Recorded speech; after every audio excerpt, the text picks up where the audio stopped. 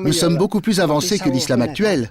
Nous avons plus de droits, nous sommes plus libres, mais c'est le même islam.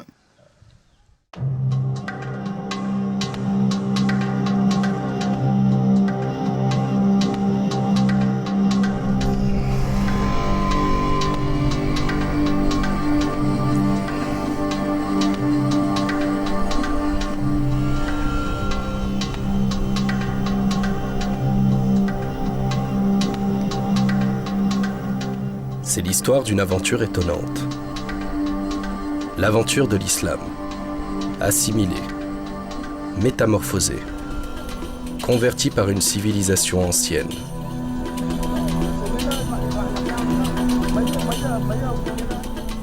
Une civilisation oubliée aujourd'hui, mais toujours vivante.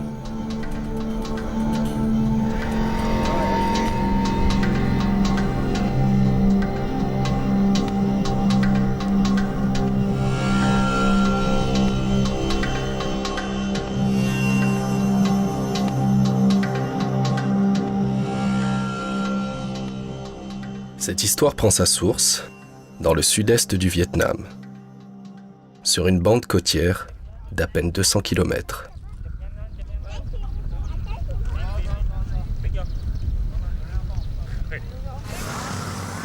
Dans cette région subsiste la communauté Cham.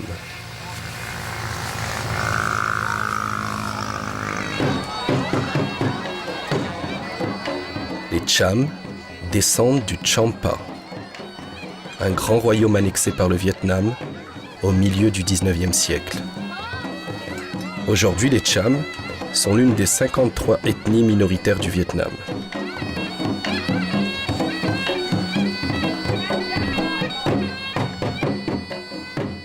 Les Cham ont conservé leur langue, leur écriture et leur tradition.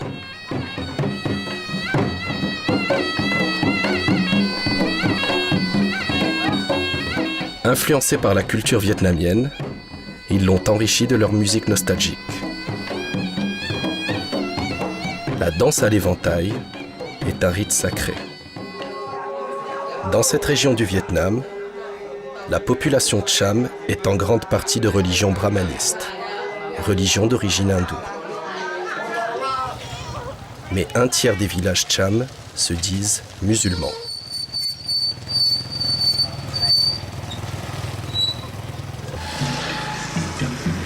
Les Cham musulmans s'appellent Cham Bani. Bani en référence à Ben, fils de Dieu en arabe. Ces quelques 30 000 musulmans pratiquent un islam insolite, débarrassé de ses contraintes rituelles. Ils se revendiquent néanmoins pleinement musulmans. Dans cet islam, ce sont les femmes en majorité qui vont à la mosquée. Elles ne portent pas le voile. Durant les nuits de Ramadan, le rite est accompli par les femmes. Même si les dignitaires restent des hommes, ce sont les femmes qui apportent les offrandes.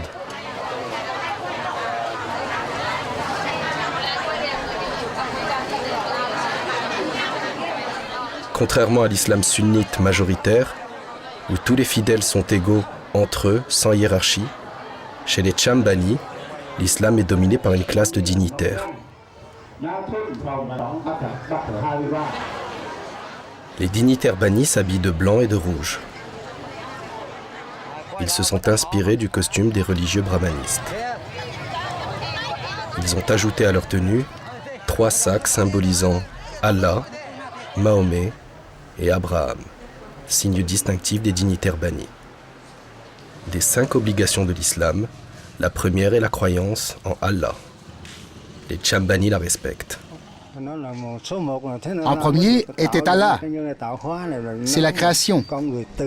L'homme descend d'Allah. Mahomet, son prophète, est ici divinisé à l'égal d'Allah. C'est une première entorse à l'unicité divine imposée par le Coran. L'étoile et le croissant, symbole de l'islam, voisinent avec l'écriture Cham. Le jour de la fête des morts, les bannis vont au cimetière vénérer les ancêtres de leur lignée. Pourtant, les musulmans ne doivent se prosterner que devant Allah. L'islam interdit le culte des ancêtres. Musulman c'est presque technique, c'est une technique de vénérer autre Dieu, autre prophète que Allah. Tandis que chez les bannis, on vénère tout. La deuxième obligation du musulman, les 5 prières quotidiennes, n'est jamais suivie par les Cham Bani. On fait la prière une fois par mois. Sinon, on la fait le vendredi.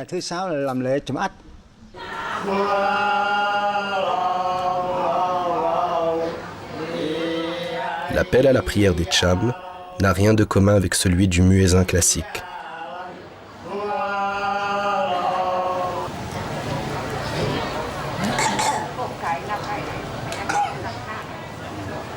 Nouvelle aberration pour l'islam orthodoxe, seuls les dignitaires religieux, appelés Atchar, prient. Ils le font à la place des fidèles, et de manière peu orthodoxe.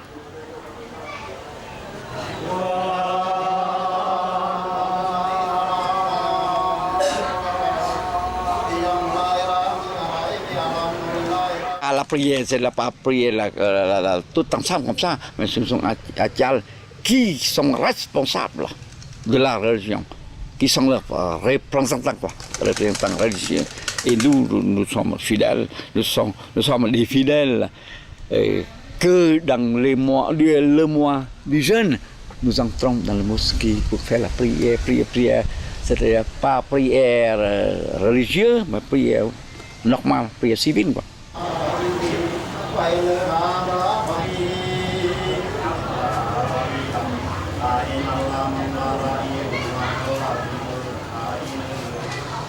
Le culte est très différent de la pratique musulmane. Les prosternations des femmes bannies, identiques au culte tibétain, n'ont rien d'islamique.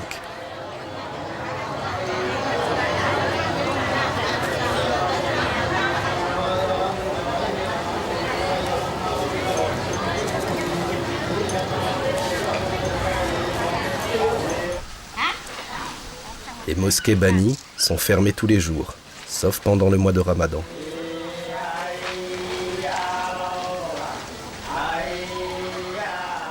Elles sont également ouvertes 1 à 2 vendredis par mois, en fonction du calendrier lunaire.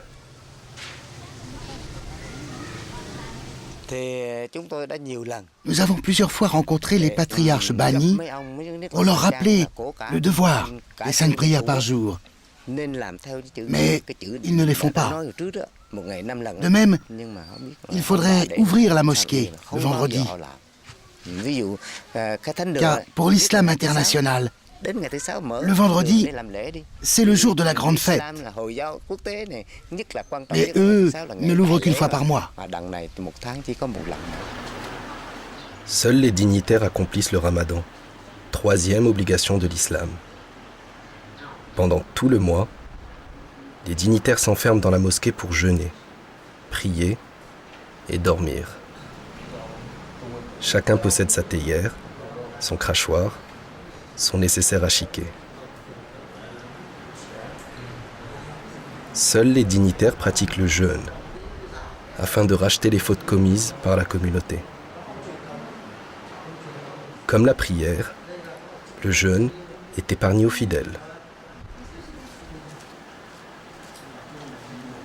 Pour la rupture du jeûne des dignitaires, les femmes apportent de la nourriture en offrande à la mosquée.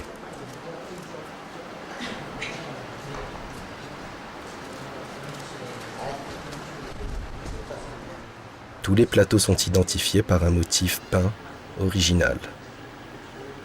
Chaque famille bannie possède son motif propre.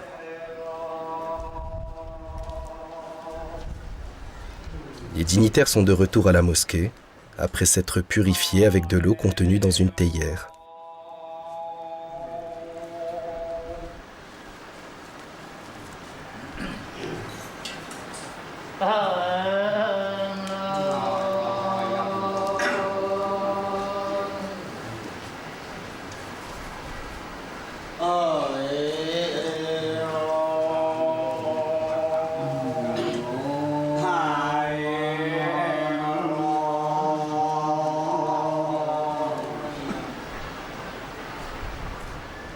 Ces dignitaires attendent la fin du jeûne, marqué par les battements de tambour, selon un rite propre au Cham Bani.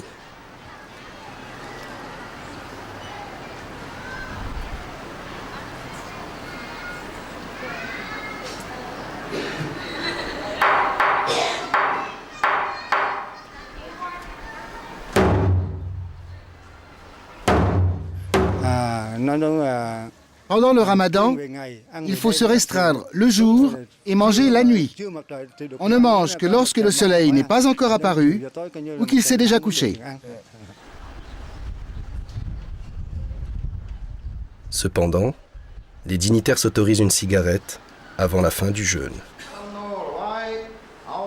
Autre entorse au dogme, les dignitaires rompent le jeûne alors que le soleil n'est pas encore couché. Pour faire illusion, ils vont fermer les volets et manger dans le noir. Les témoins sont interdits. La quatrième obligation, la zakat, l'impôt aux pauvres, est respectée. Faute d'argent, personne n'accomplit le pèlerinage à la Mecque. Cinquième obligation de l'islam. Je crois que les Bani aussi souhaitent d'aller à la Mecque. Mais jamais ils peuvent aller. Jamais ils peuvent aller. Parce que, vraiment, personne n'organise ça. Les aimants, on n'a pas l'argent.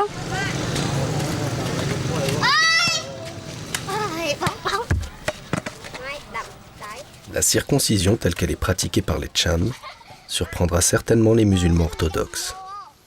La circoncision, c'est une cérémonie durant laquelle on fait des incantations. On utilise un couteau ou un bambou effilé, mais on ne coupe pas. C'est juste symbolique. On fait semblant quoi. On fait comme ça, mais on fait semblant de couper quoi. Mais pas couper comme chez les gens. On fait vraiment. Mais chez les bandits, on fait semblant de couper. Lors de cette cérémonie, le jeune Bani est admis dans l'islam et reçoit son nom musulman.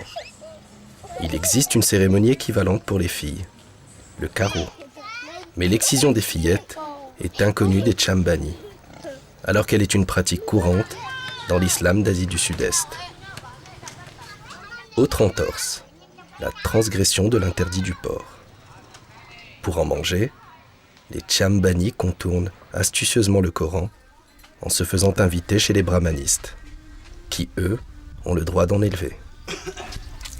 Puis, avec les porcs, là, les Bani, là, quand ils ne mangent jamais chez lui, dans la maison. Bah, quand ils viennent faire les commerces dans d'autres villes, quoi, s'ils veulent, ils mangent en cachette. Comme ça. Strictement, personne ne mange des lézards. Cet interdit-là de l'islam est parfaitement respecté par les Cham. On les comprend.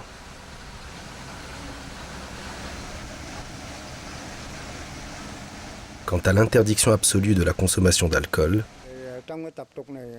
à l'extérieur, on peut boire de l'alcool. Il n'y a pas de punition.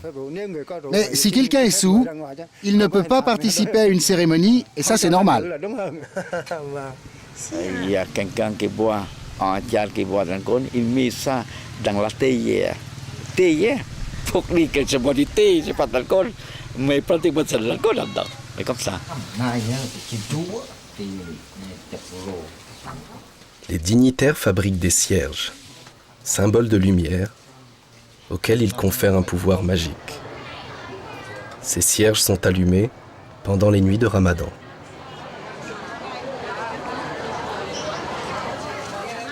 Ces soirs-là, les femmes apportent des offrandes aux dignitaires.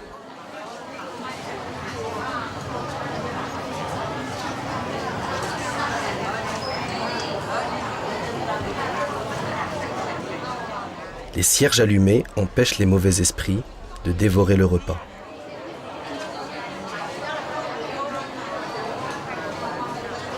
Les plateaux de nourriture, goûtés par les dignitaires, sont ensuite recouverts pour être consacrés.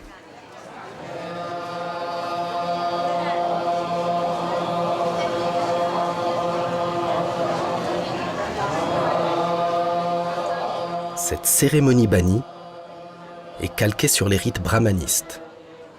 Elle est contraire à l'usage islamique, qui interdit les offrandes de nourriture à la mosquée.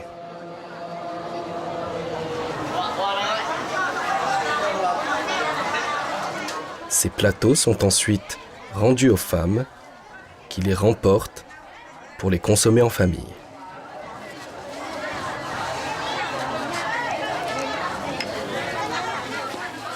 La promiscuité entre hommes et femmes dans la mosquée est impensable dans le monde musulman orthodoxe.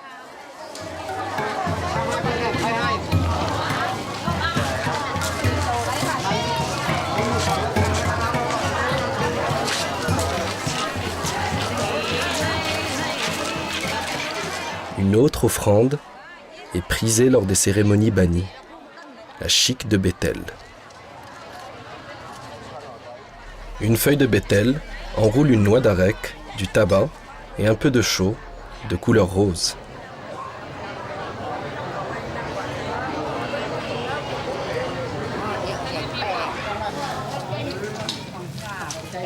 Brahmanistes et bannis ont leur propre technique pour les confectionner. La chique de Bethel est mastiquée, surtout par les femmes.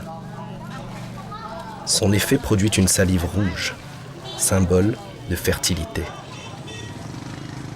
La charia, loi divine pour les musulmans, réprime de 100 coups de rotin les relations sexuelles avant le mariage. Chez les Chambani, ce châtiment est allégé. Les jeunes qui ont eu des rapports sexuels avant leur mariage sont punis. Mais c'est après la cérémonie de mariage que vient la punition. Une fois que l'on s'est aperçu de l'absence de virginité, on organise une cérémonie. Il est dit qu'ils doivent être battus, donc nous les battons. Mais pas avec le rotin. Le doigt symbolise le bâton. Et on fait ça. La charia ordonne de lapider les amants adultères. Mais chez les Chambani, ils ne risquent rien. Dans le cas où un dignitaire aurait des rapports avec une femme mariée, premièrement, il est destitué. Deuxièmement, il faut faire une cérémonie pour laver ses péchés. Ensuite, il peut réintégrer ses fonctions de religieux. Le secret entoure l'islam des Chambani. Les ablutions, purification avant la prière, sont accomplies avec une codification connue des seuls dignitaires.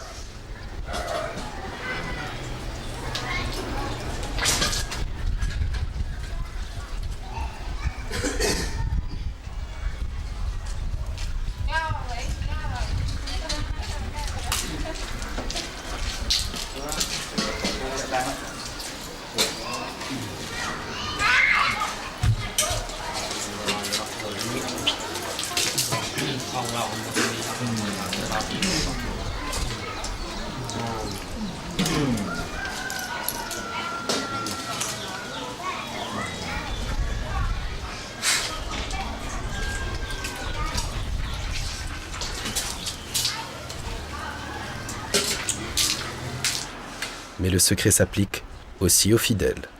Leur nom musulman ne doit jamais être divulgué. Il ne sera prononcé qu'à l'occasion du mariage ou de la mort, sans que personne ne l'entende. Les seuls exemplaires du Coran sont des extraits recopiés dans une langue arabe altérée. En dehors des dignitaires, personne ne lit jamais le Coran. Ce manuscrit, écrit en arabe, est lu pendant le prêche, sans que les dignitaires en comprennent le sens.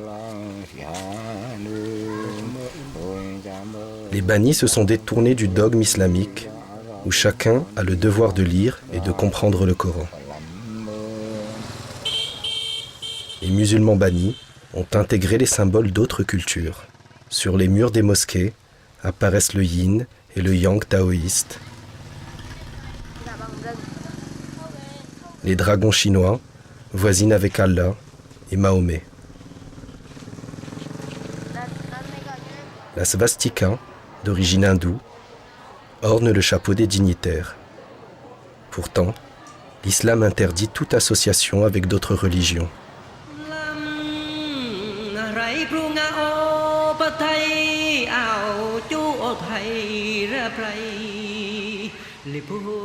L'assimilation de ces symboles est liée à l'histoire du Champa, carrefour, depuis toujours, entre les civilisations indiennes, chinoises, cambodgiennes et vietnamiennes.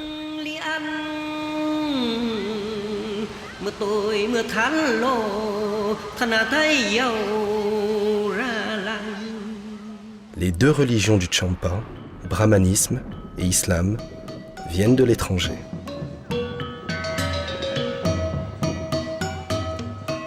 Alors que l'islam a commencé à se répandre au XVIe siècle, le brahmanisme, d'origine indienne, y est arrivé au VIIe siècle.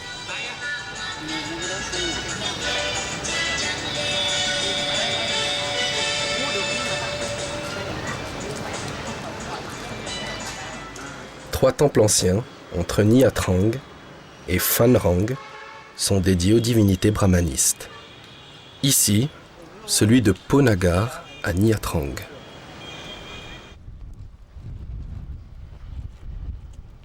Le temple de Poklungarai est à Phanrang. Roi mythologique du XIVe siècle, Poklungarai est encore vénéré de nos jours.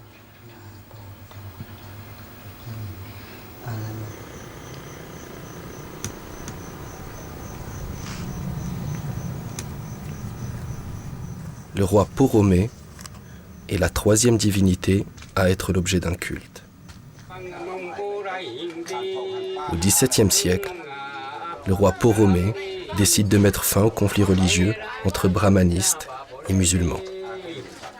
Pour les réconcilier, la tradition rapporte que Poromé les a contraints à accepter leurs divinités respectives. Il crée ainsi un nouveau Champa reposant sur la complémentarité des deux religions.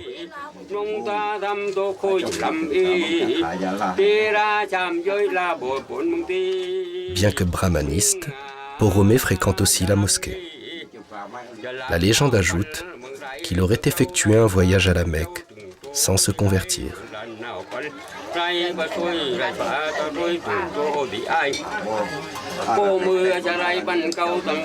Le barde du temple de Poromé chante un hymne à sa gloire.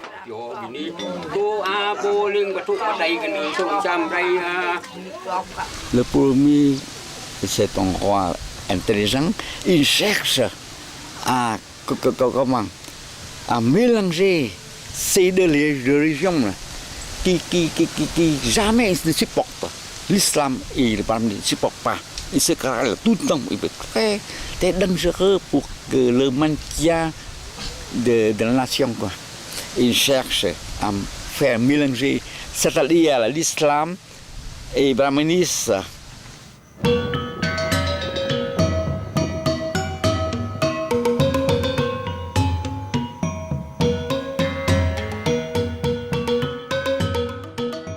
Les brahmanistes ont édifié un temple à Poromé.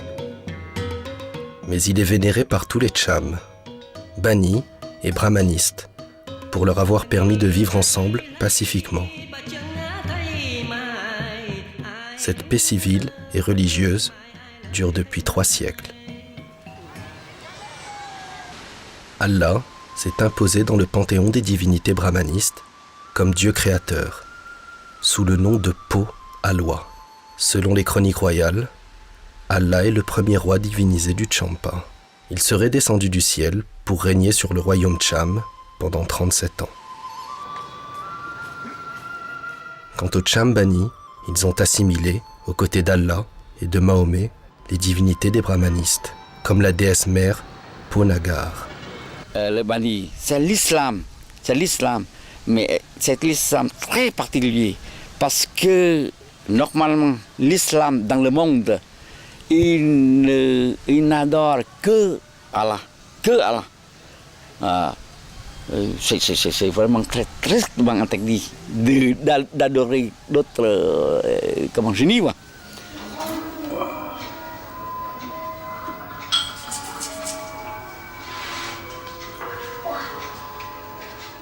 Les brahmanistes, qui ne se coupent jamais les cheveux, symbolisent les hommes.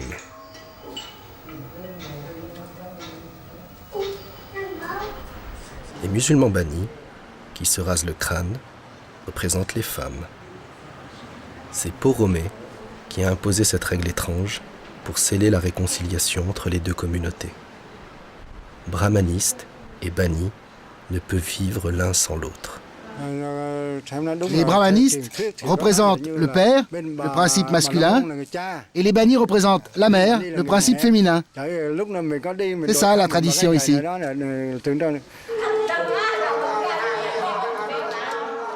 Les représentants des deux religions ont pour habitude de participer aux cérémonies de l'autre communauté.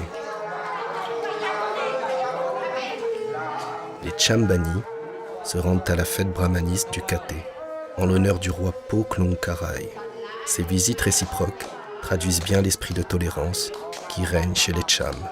C'est toutefois une nouvelle entorse au dogme islamique de l'unicité divine.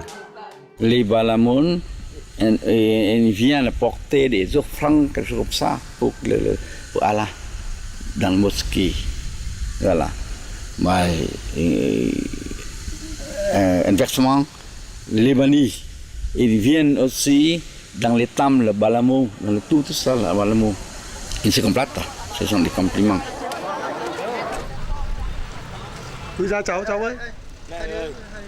Le symbole Omkara représente l'identité Cham. Au centre, le soleil brahmaniste surmonte la lune des bannis.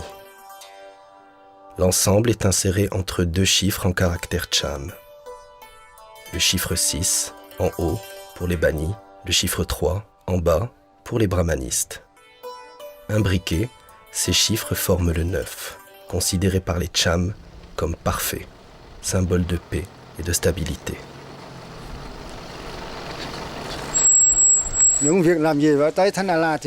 Je dirais qu'avec les brahmanistes, nous nous complétons mutuellement et nous nous complétons de façon parallèle.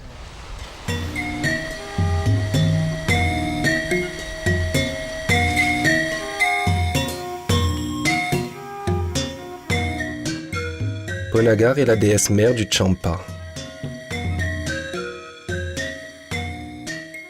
La déesse a apporté le riz aux Cham.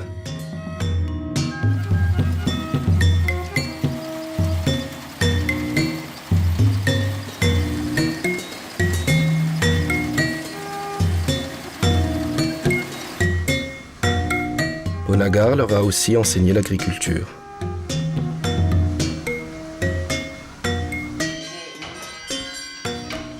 Elle leur a révélé l'art du tissage. Une technique millénaire transmise depuis de génération en génération.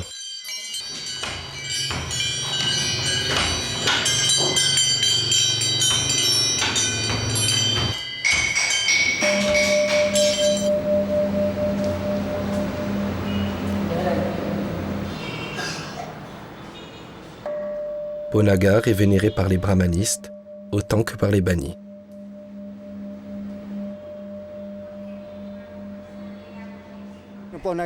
Vous savez, pour nous, Ponagar est très importante. Ponagar, c'est la Sainte Mère de tous les peuples du monde. Ce n'est pas seulement la Sainte Mère des Cham. Nous vénérons Ponagar, car pour nous, elle est aussi importante que Ève, la femme d'Adam. C'est ça, Ponagar, pour nous.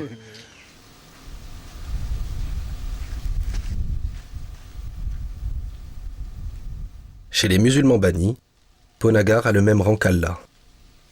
Allah a créé la terre avec la déesse mère. Pour avoir des enfants, on prie Allah.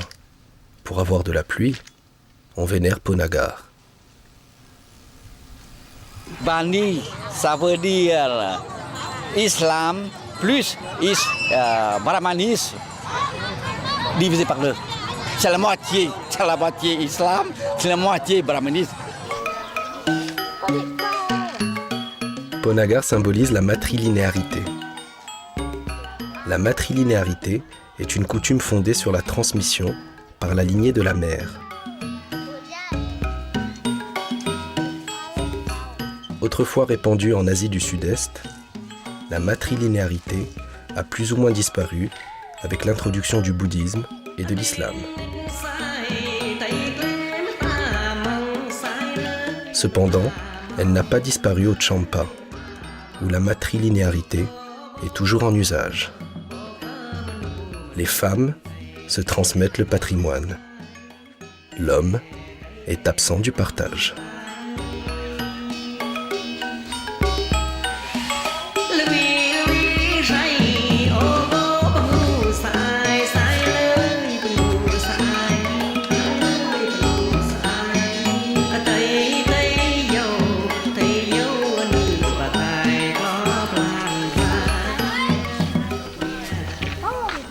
Normalement, un couple de cham préfère plutôt une fille qu'un garçon. Vous savez, chez les Cham, on préfère plutôt les filles. Même si on aime autant les garçons que les filles, pour la coutume Cham, on préfère avoir une fille. Elles peuvent avoir davantage que les garçons. Elles peuvent avoir des enfants et l'héritage.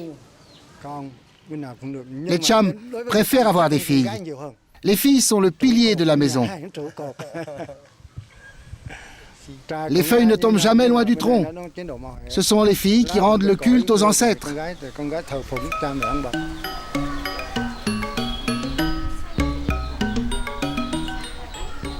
Les hommes viennent chez les femmes et non pas la femme qui vient chez les hommes. C'est ça. C'est la femme qui est la maîtresse de la maison. L'héritage passe de mère en fille. Le fils ne reçoit rien. Contrairement au droit musulman, où le garçon hérite de 2/3 du patrimoine, alors que la fille hérite d'1/3 seulement.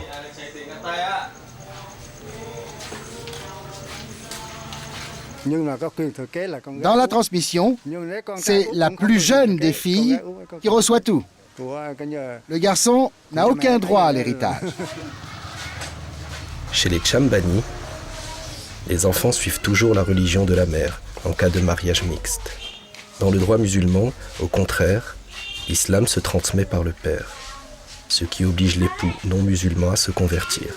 Par exemple, une jeune fille Bani se marie avec un garçon d'islam ou de brahmanite, ce garçon-là doit venir chez la fille Bani lui faire toutes les formalités, quoi.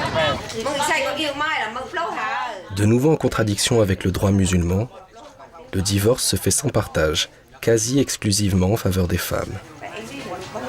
L'homme n'a jamais le pouvoir de prendre les enfants quand il y a divorce. Et encore, la maison, ça appartient, comment ça, aux ancêtres, quelque chose comme ça. De la famille, appartient de la famille de la femme, et pas l'homme. Voilà. Mais normalement, même la maison, c'est l'homme qui construit, le mari construit. On ne peut pas partager ça. On peut pas partager.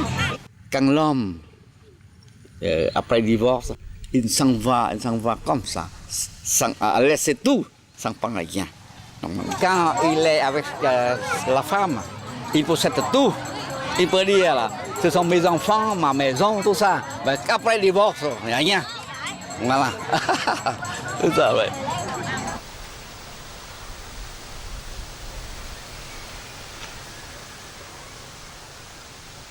Même après leur mort, les Cham obéissent toujours au pouvoir de la lignée maternelle. Selon la tradition Bani, chaque mort est enterré sous 2 pierres. Ces rangées de pierres rassemblent tous les enfants des femmes d'une lignée remontant à une ancêtre commune.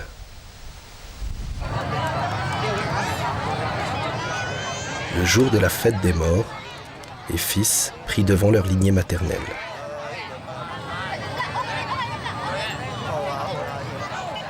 La mère, véritable patriarche aux commandes de sa famille, supervise la cérémonie. Les hommes ne sont jamais enterrés avec leurs femmes et leurs enfants. Je vis chez ma femme, mais C'est ma femme, c'était pas parce que c'est moi. Mais quand je suis mort, c'est de la côté de ma mère que je reviens chez ma mère. C'est pas ma femme. Là. Cette pratique matrilinéaire purement tcham est contraire à l'usage qui veut que les musulmans soient enterrés sans ordre ni hiérarchie. C'est encore une entorse des Tchambani à l'islam orthodoxe.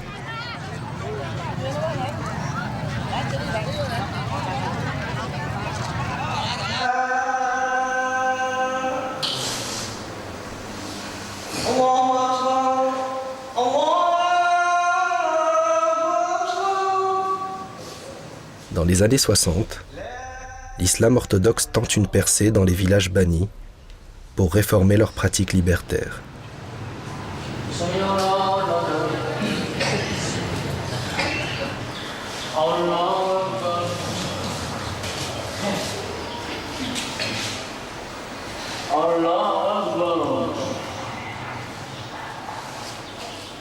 Ces musulmans orthodoxes pratiquent l'islam en vigueur en Malaisie et en Indonésie. Les hommes ont adopté le sarong à carreaux et la calotte blanche. Dans ce village, par exemple, il y a 6%, je crois. Au début, 6% des bandits qui se détachent du bloc bandit qui suivent l'islam nouvel, ouais, nouveau islam. Dans le paysage vietnamien, une architecture typiquement musulmane fait alors son apparition.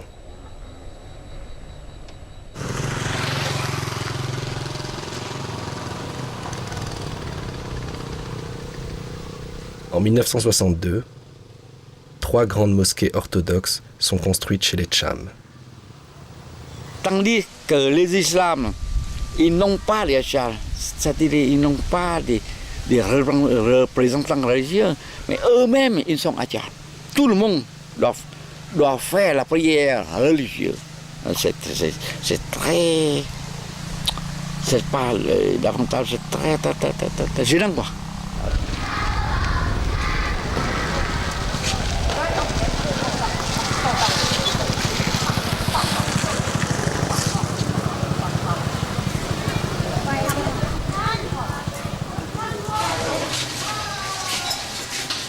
L'islam orthodoxe introduit dans la société tcham l'égalité entre chaque fidèle. La prière 5 fois par jour et le ramadan deviennent obligatoires.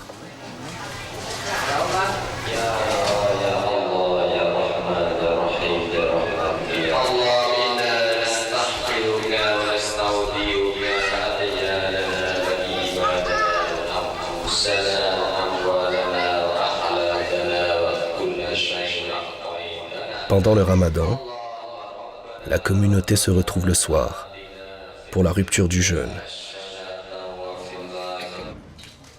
Le son du tambour, à l'heure exacte du crépuscule, annoncera le début du repas.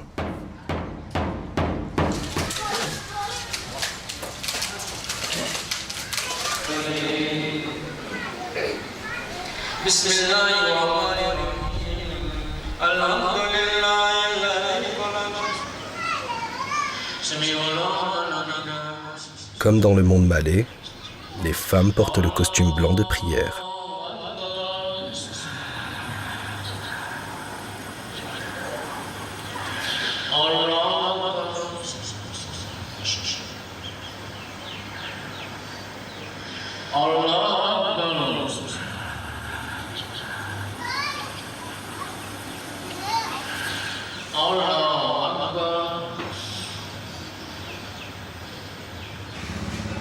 Elles sont entièrement couvertes, à l'exception des mains et de l'ovale du visage.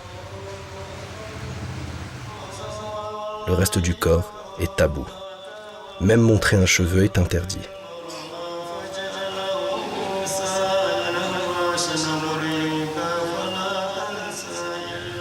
Mais cet interdit n'est respecté que pendant la prière. Une fois celle-ci terminée, les femmes se changent aux yeux de tous, découvrant leurs cheveux et montrant leurs bras.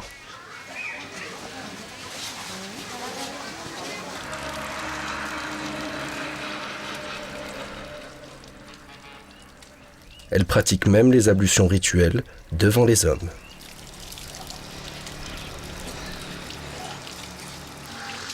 Cette situation est impensable chez les musulmans stricts.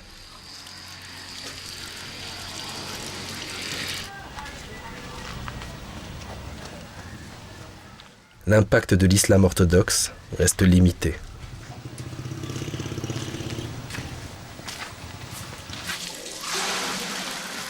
Seuls 10% des Chambani se sont convertis. La raison principale de cet échec relatif est la force du système matrilinéaire.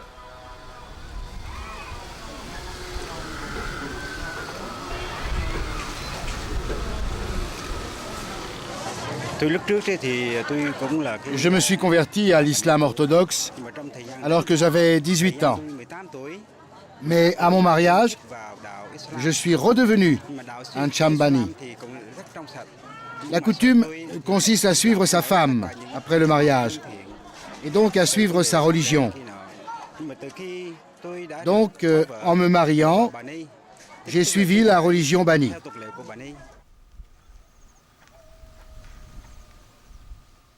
Les musulmans orthodoxes continuent d'être enterrés dans les cimetières Bani. Leurs tombes respectent l'alignement maternel et les 2 pierres.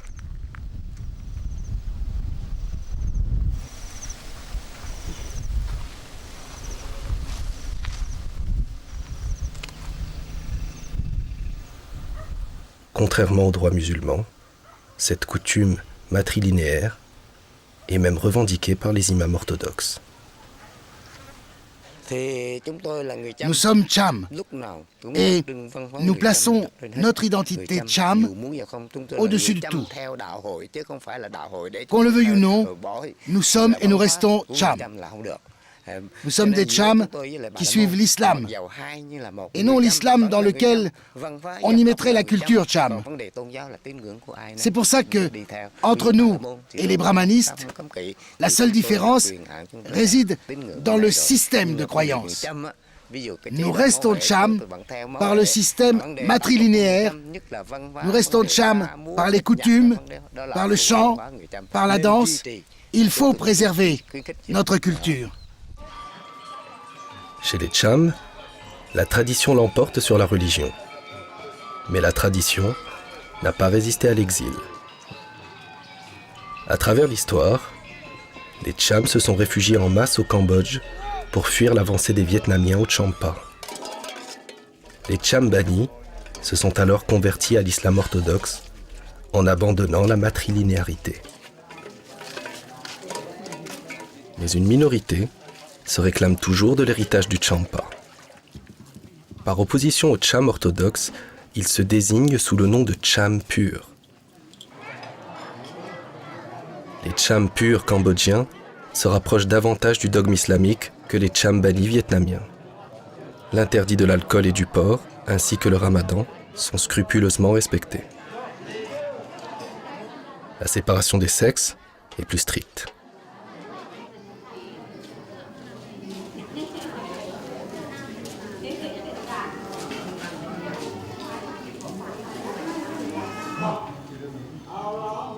Néanmoins, il reste des entorses à l'islam. L'obligation des 5 prières quotidiennes n'est pas respectée. La prière n'est effectuée que le vendredi. Les femmes n'entrent pas dans la mosquée. Elles ne sont même pas tenues de prier.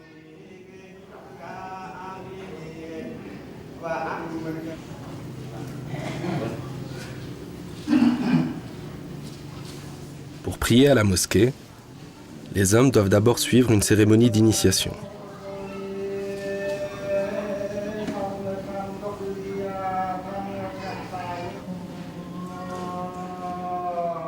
Après cette cérémonie, ils portent l'habit blanc du musulman pieux.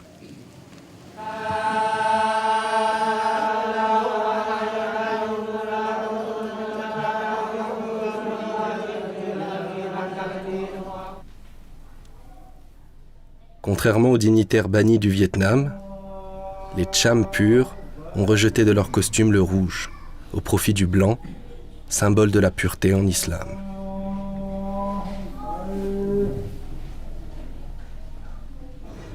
Après avoir été initiés, les hommes sont tenus de prouver à leur communauté un comportement moral irréprochable, sous peine d'exclusion.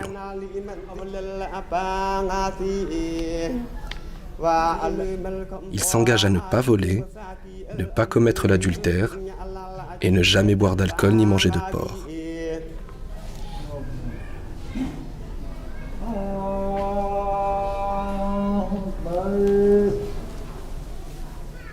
Les prosternations pendant la prière du vendredi sont conformes à l'usage.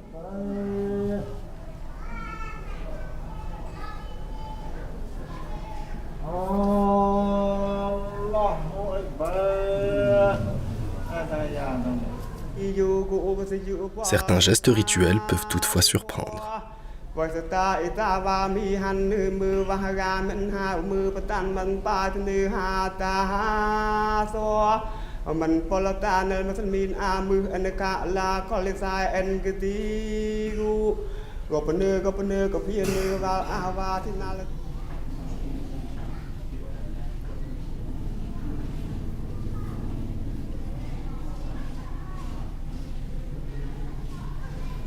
Allahumma sholli ala sayyidina Muhammadin wa ala ali Muhammad. Ugol annabiya ngai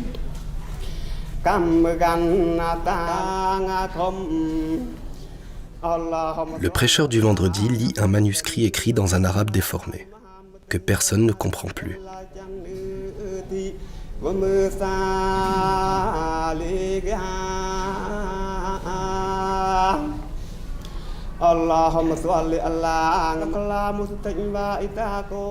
Ces rouleaux sacrés sont considérés par les Cham purs du Cambodge comme le dernier héritage du Champa.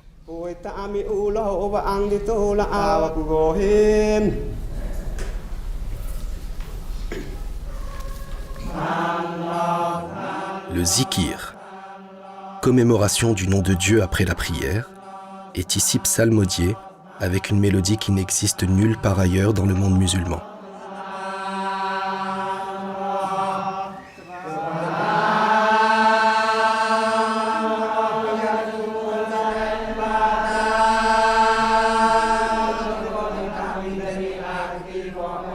Pour les Cham purs, le zikir permet de s'élever spirituellement dans un but initiatique.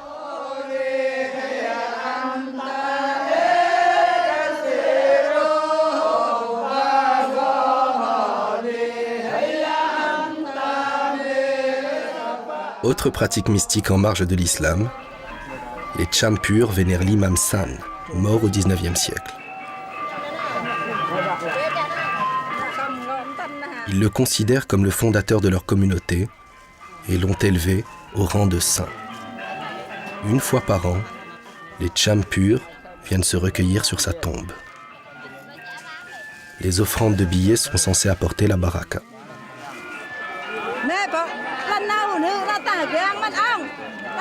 Des musulmans orthodoxes vénèrent aussi la tombe de l'imam San.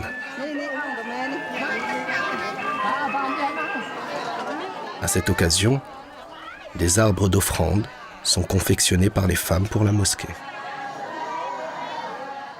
Ces gâteaux en pâte de riz respectent des formes géométriques ancestrales. Le rôle des femmes s'arrête à la fabrication des gâteaux. Leur place n'est pas à la mosquée.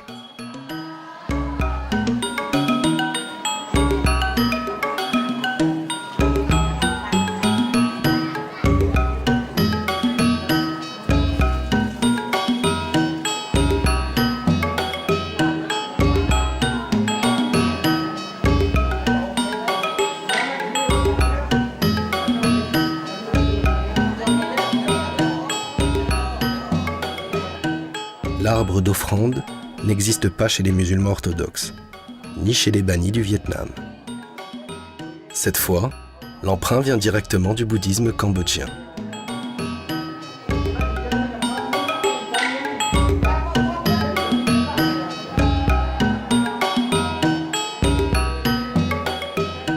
Les Cham prouvent de nouveau leur capacité à assimiler d'autres religions. Au regard du dogme, le résultat est insolite.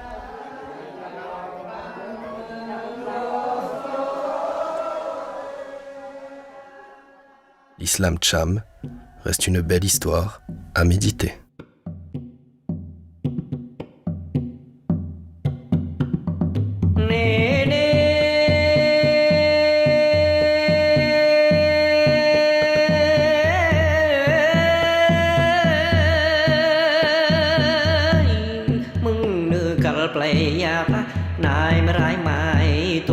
chừng chịu chừng 3 tháng với phố này lại lơi với phố